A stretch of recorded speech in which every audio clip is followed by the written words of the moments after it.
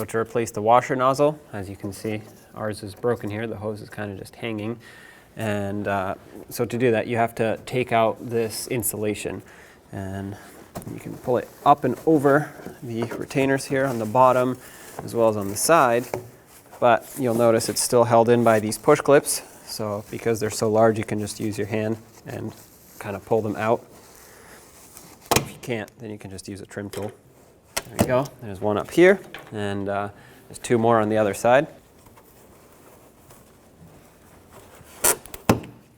Another one here.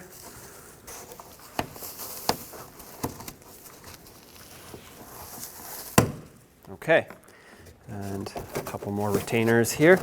Now, this thing is pretty fragile, so be careful with it. It kind of gets fragile over time from the heat.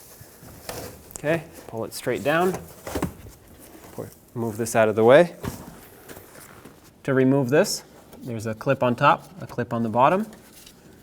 I'm going to use a trim tool because it's plastic and I don't want to scratch the hood, even though it's underneath here where you won't see it. You don't want it to rust. So press it in. As you can see, it pushed in and wants to come out the other side. I'm holding it on the other side. Push this in, and there you go. Slide it right through. Here's the old broken piece. You can take your new, not broken piece, slide it in through the top, just like this. Press it, and once it clicks, you're good to go.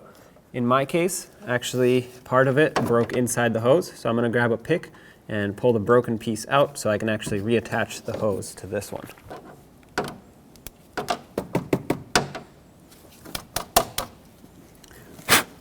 Okay, I got all of the broken plastic out of there. So now you want to take it and gently slide it over the new one. And there you go. If you need to replace the other one, like I do, go ahead and do the same thing on the other side. Grab your insulation and slide it up over here.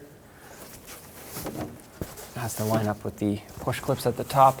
And typically, you would want to remove them and then put this in and then put the push clips in, but it holds it in just fine this way. When we took it out, it actually basically tore a path for the push clip to slide in and out of. Anyway, put the bigger push clips in. Don't forget to tuck it in to the mounting points on the bottom and on the side here. Sometimes these insulation pieces get way too damaged to actually be held on anymore, and if it's hanging down low and you can't secure it, you're better off taking it out. You don't want it to start a fire if it's hanging right on top of the hot engine. So tuck it in well here. There we go. Two more push clips.